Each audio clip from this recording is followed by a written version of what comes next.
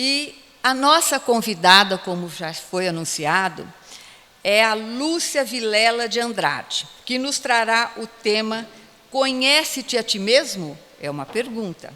A Lúcia Vilela é conhecida da grande maioria de nós, mas nós vamos apresentá-la rapidamente, porque ela é muito modesta, não quer que diga tudo que ela representa para nós em termos de conhecimento que ela nos traz quando ela se apresenta em suas aulas, em suas palestras, mas ela é, resumidamente, colaboradora de muitos anos da Federação Espírita do Estado de São Paulo. Ela colabora na área de ensino e dá palestras na área de assistência espiritual.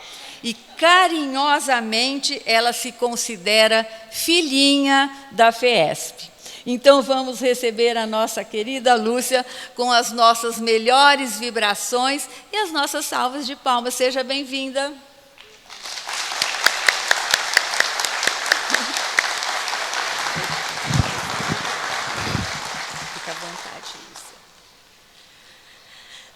Bom dia a todos.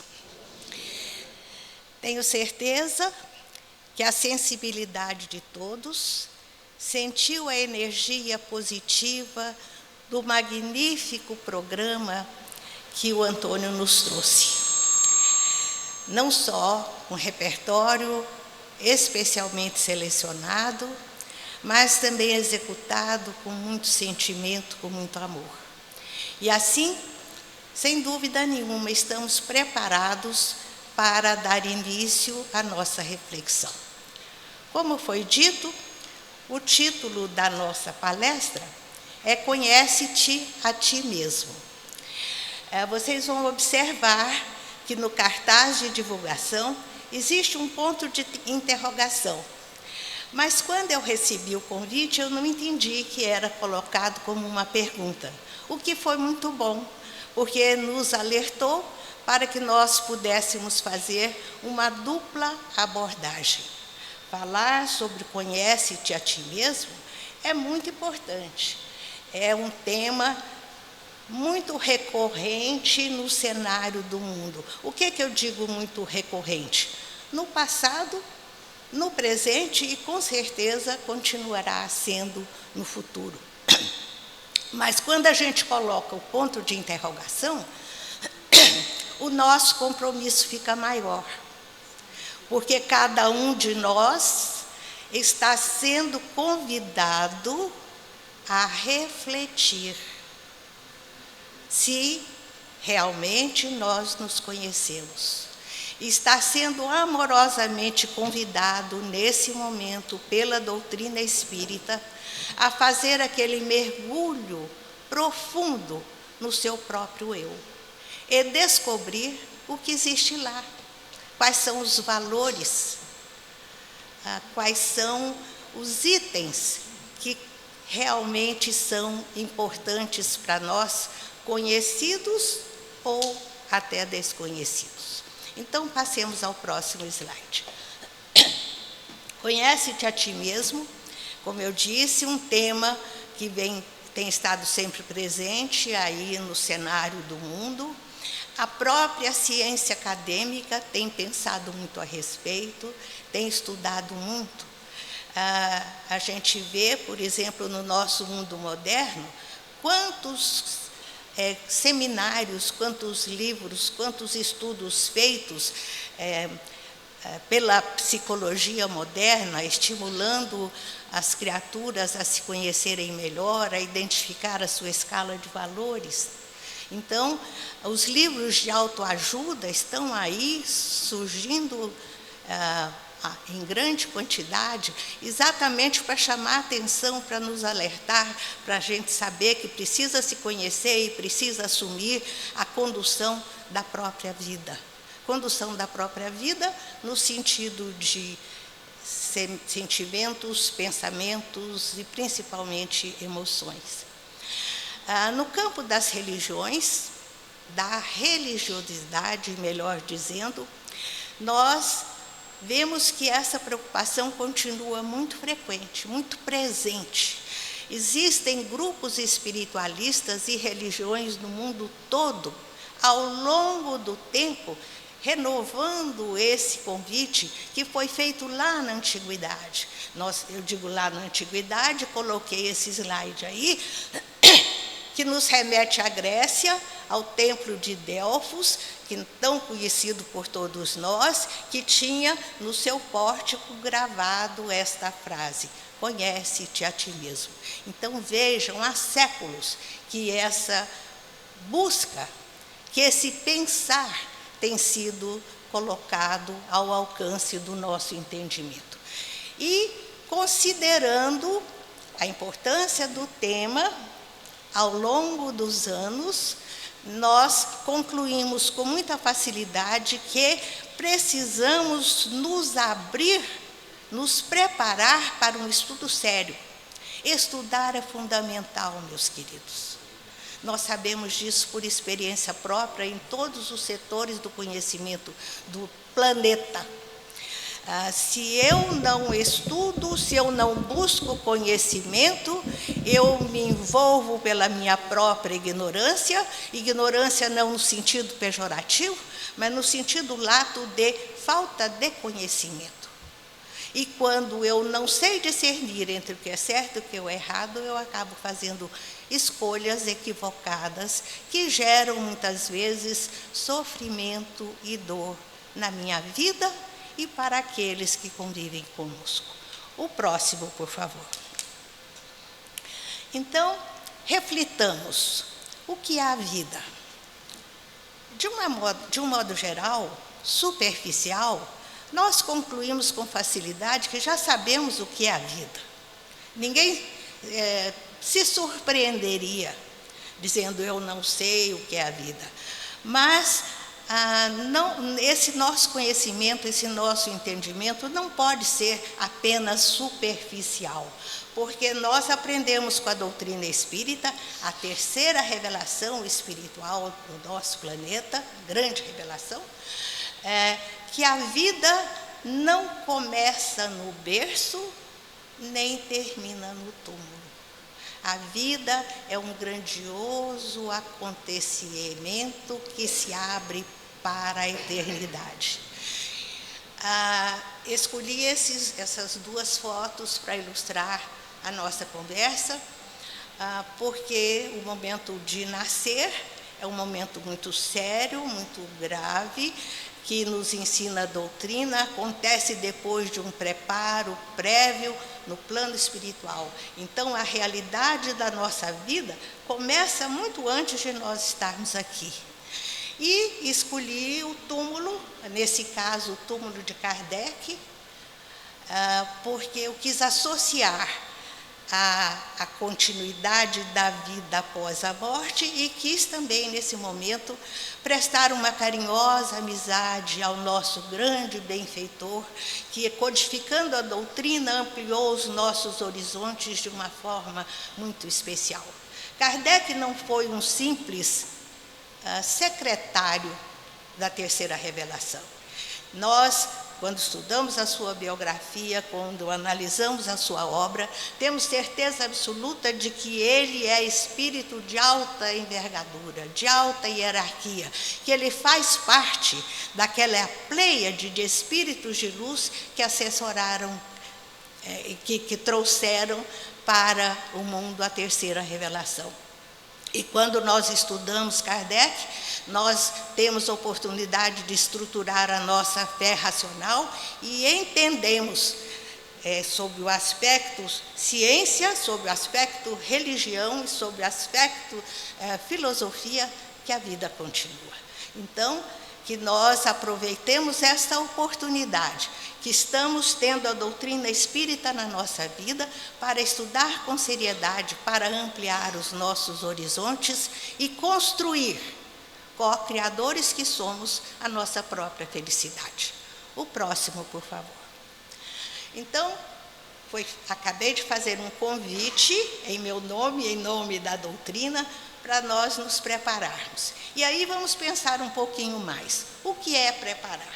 É buscar conhecimento, identificar itens efetivos, positivos, luminosos, que ampliam os nossos horizontes. Não só em relação à vida em geral, mas em relação ao outro.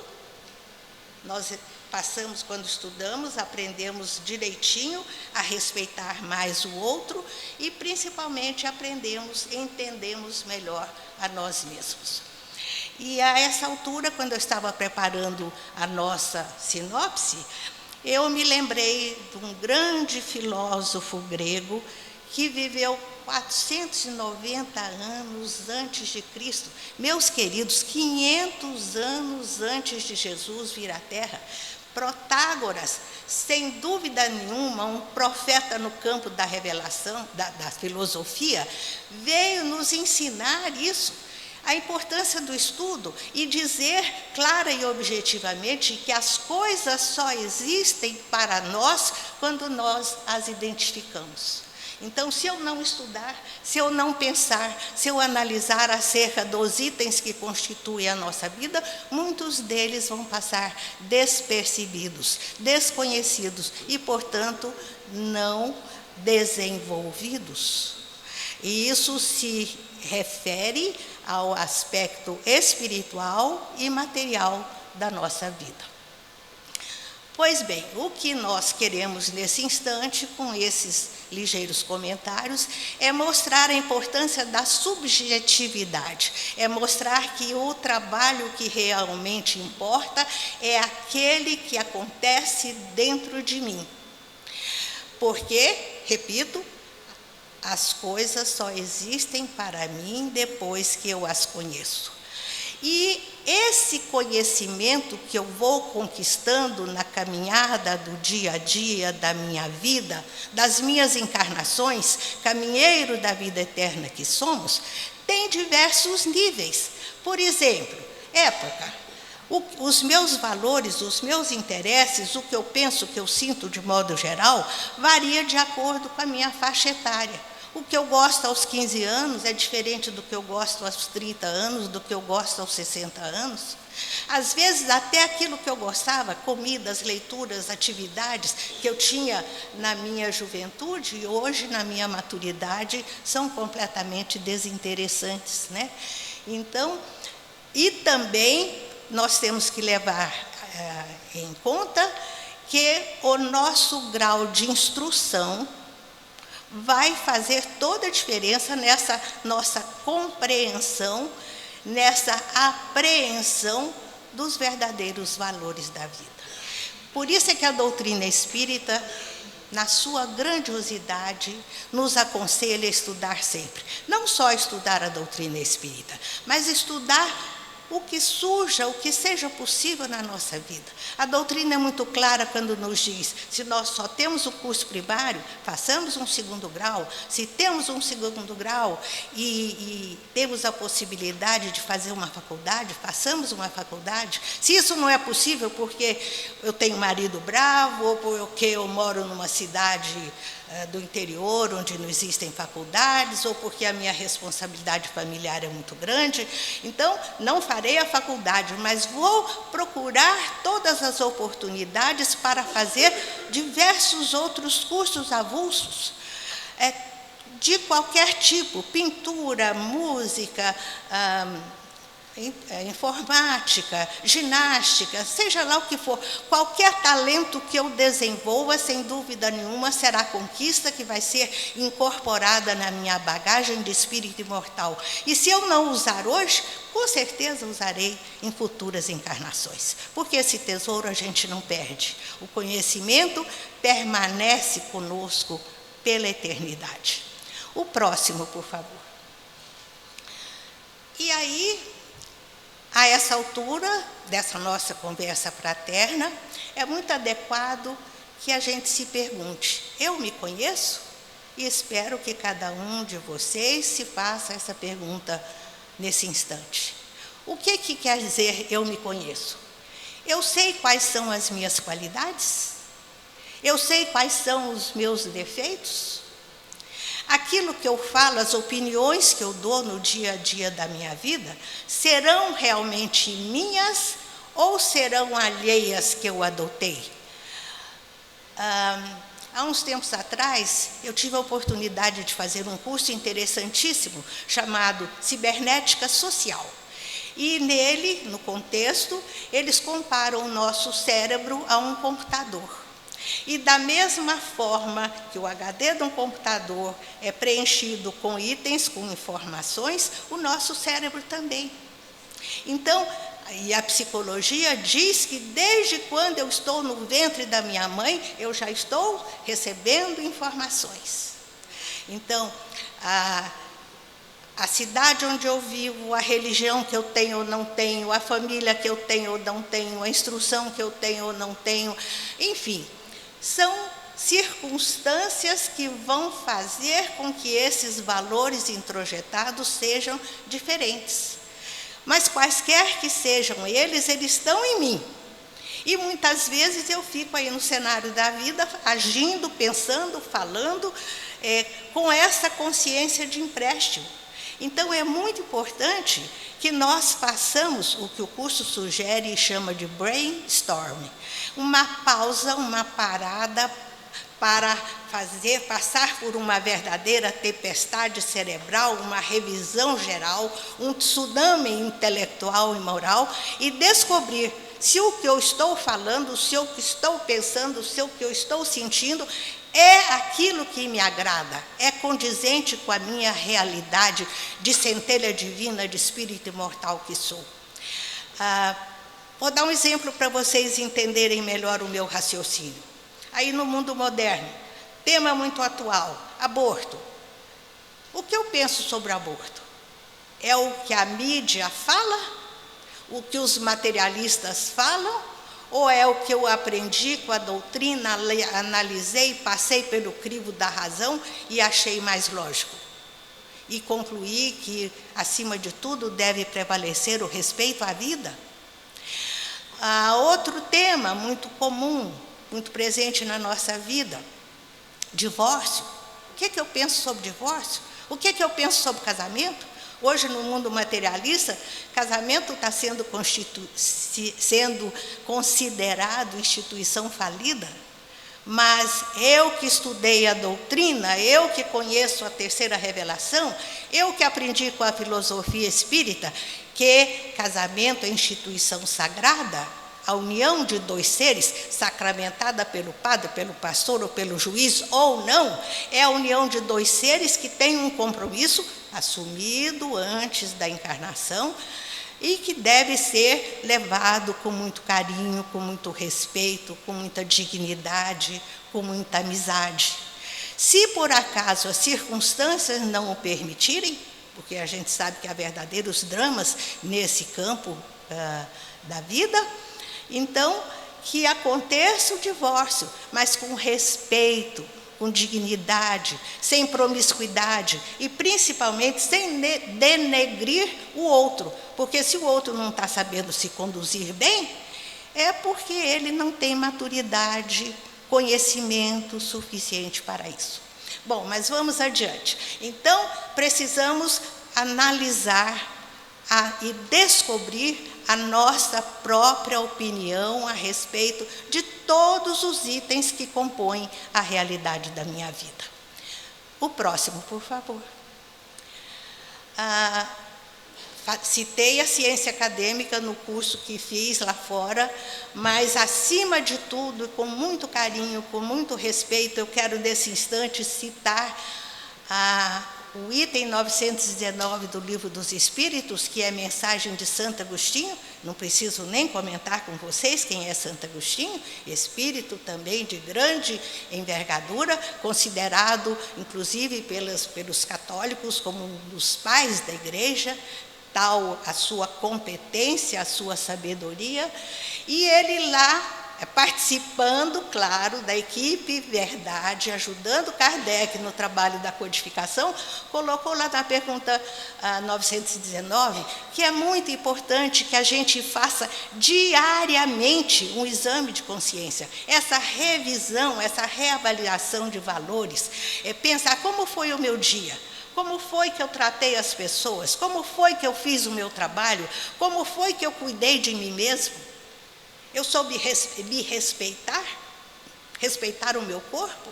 Ou estou injetando drogas nele e prejudicando, alterando o equilíbrio desse abençoado instrumento que a misericórdia do Pai me concede por empréstimo e do qual responderei?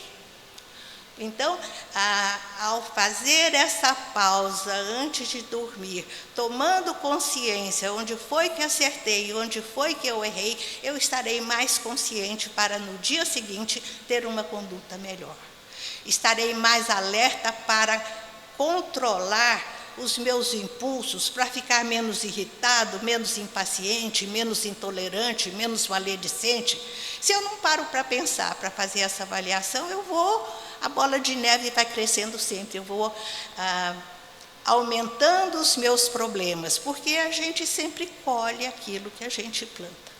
Então, com essa postura consciente e responsável, de ser inteligente que somos, nós vamos ter mais facilidade para superar dificuldades, para construir a nossa harmonia, o nosso equilíbrio. Eu digo construir, porque nós aprendemos com a doutrina espírita que nós somos os artífices da nossa felicidade ou infelicidade. Nós somos co-criadores, colaboradores de Deus na criação, mas a contribuição maior, efetivamente, está diretamente relacionada conosco mesmos. O próximo, por favor. Então, se eu preciso reformular, se eu preciso traçar um programa de crescimento espiritual, se eu preciso renovar a minha escala de valores, eu preciso ter um roteiro, eu preciso ter metas. E, identificando as bases desse objetivo, eu vou fazer aquele esforço disciplinado e consciente de mudar os meus pensamentos, os meus sentimentos e as minhas atitudes. É a autoeducação, ou seja, a nossa reforma íntima. Que não preciso nem comentar com vocês o que é reforma íntima, porque eu tenho certeza que todos vocês conhecem. É a reformulação da nossa escala de valores de vida. E essa educação tem um valor fundamental. Fora da educação não há salvação. Se a gente não se educar, o mundo não se transforma. Nós sabemos que o planeta Terra só vai passar para um nível melhor quando todas as criaturas se esforçarem e reformularem a sua escala de valores do mundo. E isso funciona sobre o aspecto espiritual, mas funciona também sobre outros aspectos. E eu trouxe ali 2 exemplos ligeiros, estou preocupada com o tempo, mas eu vou... Pode? O primeiro deles é Pavlov, que todos nós conhecemos, um cientista russo muito famoso, que dentre o programa do seu magnífico trabalho, fez um treinamento com cães. Ele, no seu laboratório, tocava um sininho, dava um pedacinho de carne para o cachorrinho.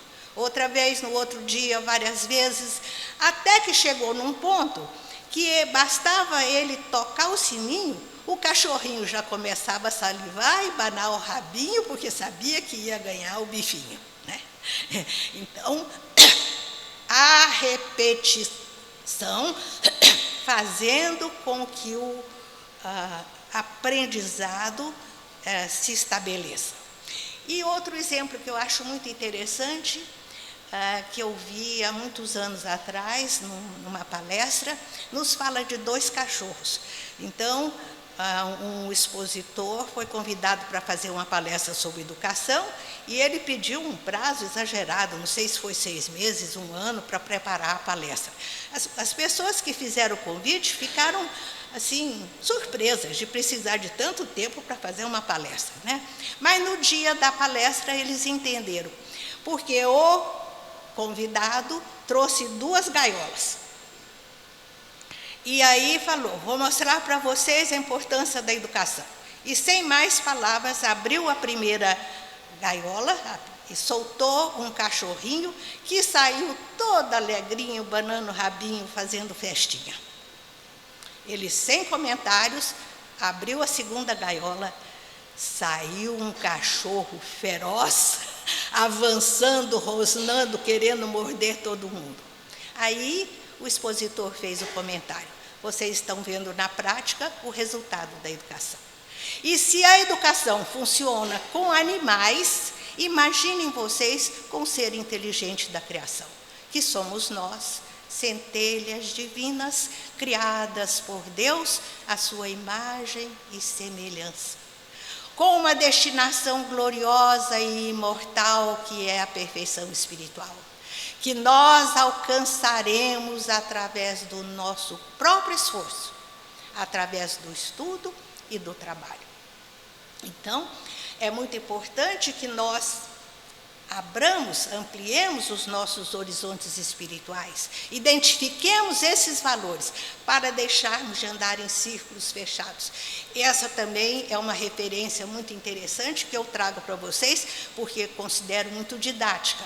Imaginem vocês se nós encontrássemos na calçada da Federação um homem andando em círculos, uma volta atrás da outra. Eu vou de manhã, ele está andando, eu vou de tarde, ele está andando, eu vou de noite, ele está andando. No dia seguinte eu volto, ele está andando em círculos. Eu não aguento mais de curiosidade e pergunto para ele: por que você está fazendo isso? E ele me responde: não sei. Para onde você vai? Não sei. O que você quer? Não sei. A gente ia pensar que aquela pessoa não batia bem da cabeça, né? Mas se a gente não se prepara adequadamente para o aspecto espiritual da vida, como o nosso tempo está nos sugerindo, a nossa conduta será irracional, ilógica, exatamente como a desse homem andando em círculos. O próximo, por favor. Então, ensina a doutrina espírita que nós somos centelhas divinas. Eu acabei de comentar isso com vocês ainda há pouco.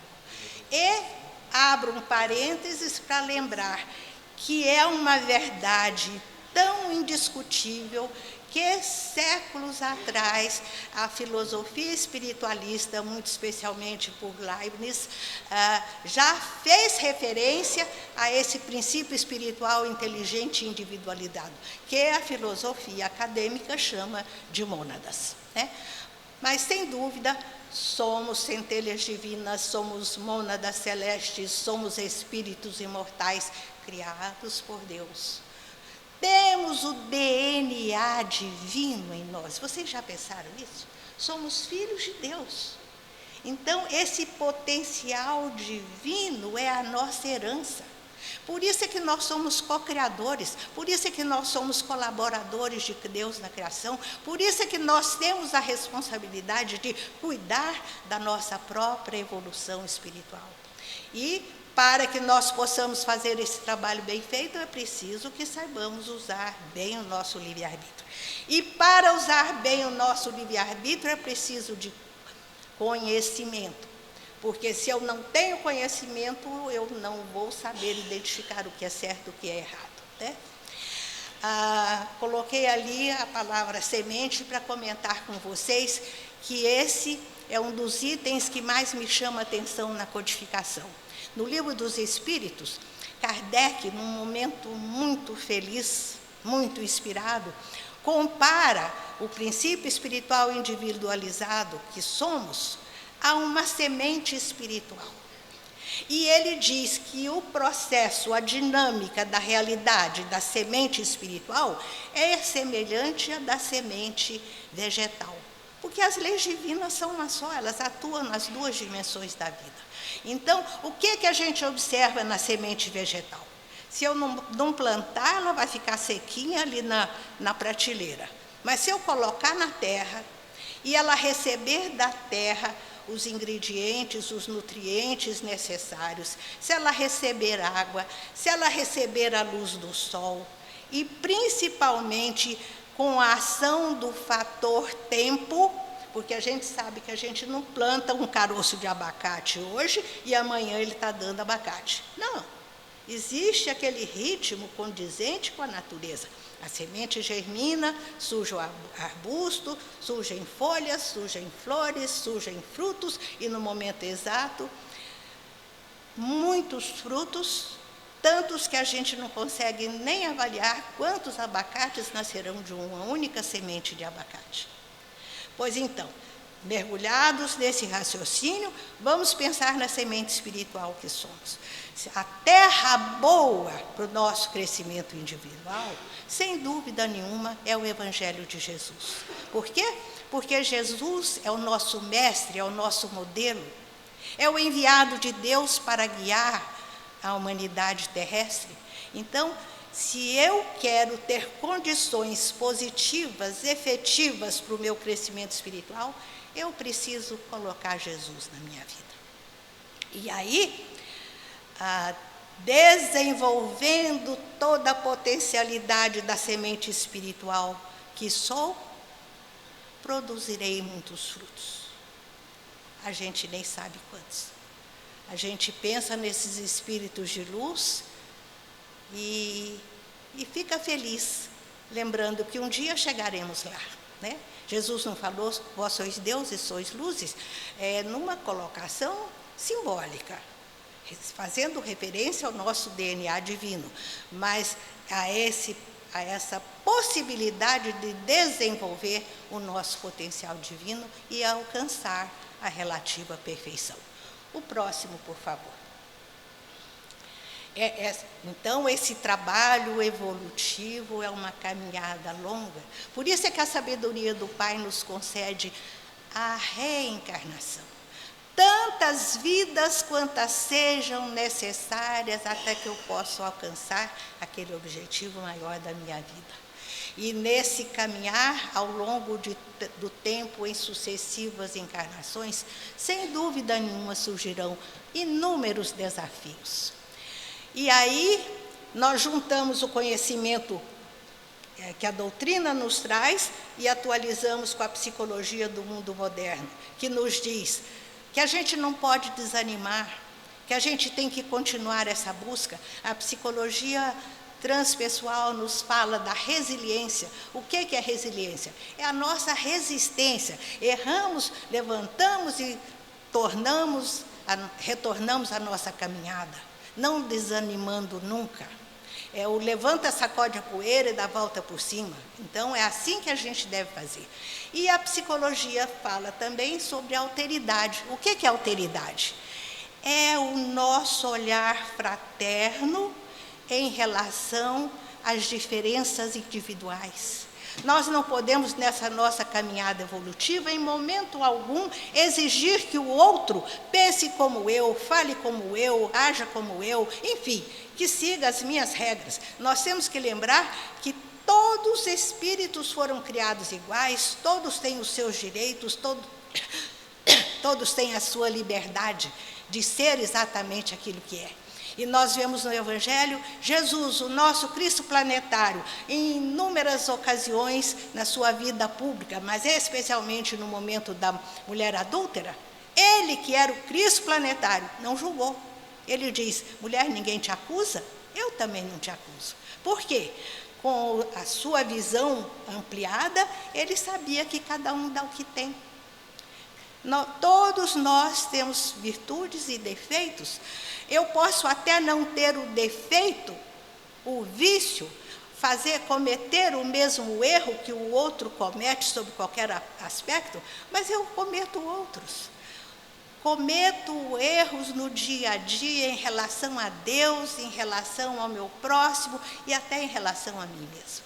Então, para que nós nos protejamos desse espírito crítico, que é desamor, que nos protejamos da maledicência, enfim, dessa intolerância em relação ao outro, precisamos buscar conhecimento, precisamos estudar a doutrina. Voltamos a repetir, fora da educação não há salvação. Se nós não reformularmos a nossa escala de valores de vida, o nosso comportamento vai ser repetitivo e perderemos a nossa encarnação. O próximo, por favor. Eu disse ainda há pouco que a fonte maior de informações que nós temos é Jesus.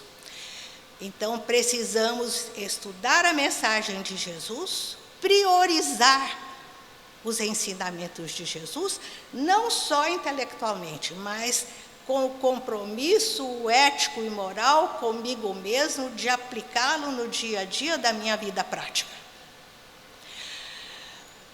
Fazendo aquele mergulho que eu me referi ainda há pouco. E tudo que Jesus ensinou se resume a Deus e à lei divina. Qual é a lei divina? É a lei do amor.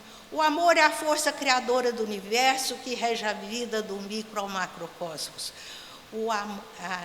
Todos os ensinamentos de Jesus se resumem no amor a Deus, no amor ao próximo e no amor a nós mesmos. E que nós precisamos, então, caminhar nesse sentido, buscar essa dinâmica verdadeiramente, com toda sinceridade, não para parecer bonzinhos, mas para sermos efetivamente criaturas do bem.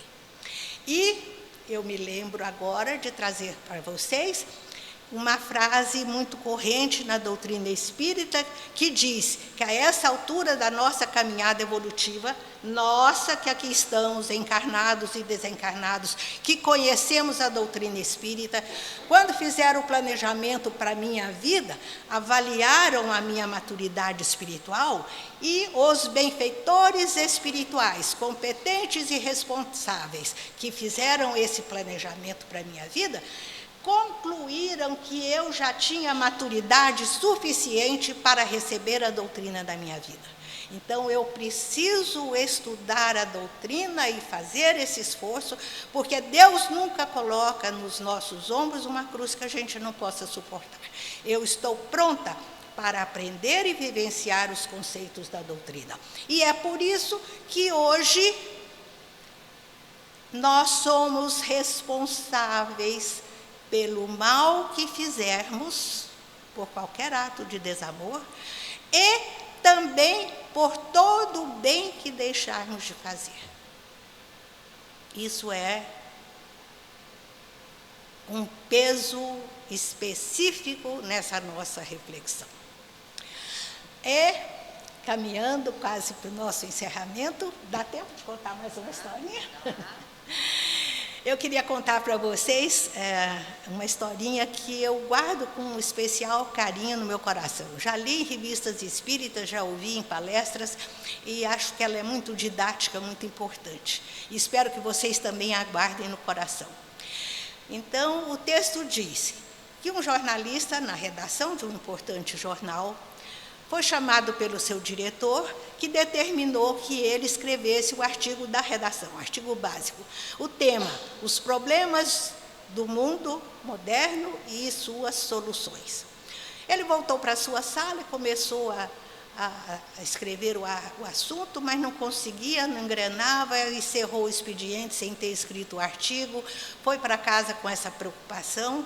Depois do jantar, ele aí foi para o seu escritório, sentou-se em frente ao computador e começou a escrever.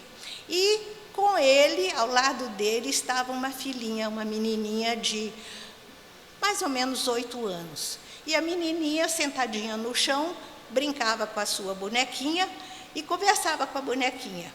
E depois dele ficar alguns minutos tentando achar uma inspiração, ele concluiu que ele não estava conseguindo se concentrar por causa da conversinha da menina com a boneca.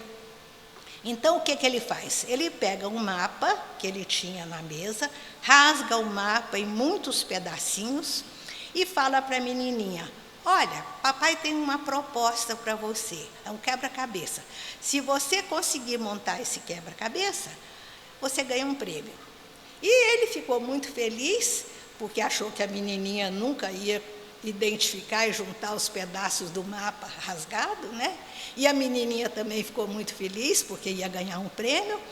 Qual não foi a surpresa dele, que poucos minutos depois a menininha aparece sorridente e diz: papai, consegui. Aí ele falou: mas como? Ah, foi tão fácil. Atrás do mundo tinha um homem. Eu consertei o homem, consertei o mundo.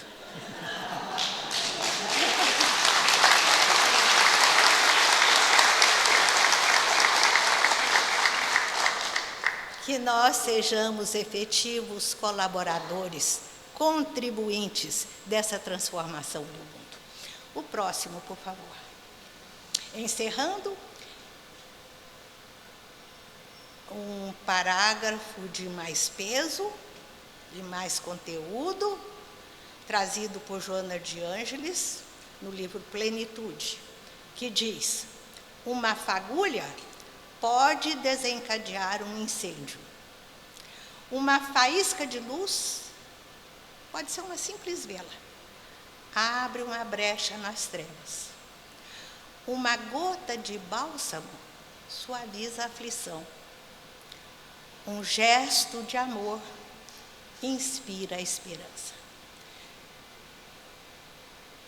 E no dia a dia da nossa vida, saibamos ser luz, com a certeza absoluta de que nunca estamos sós.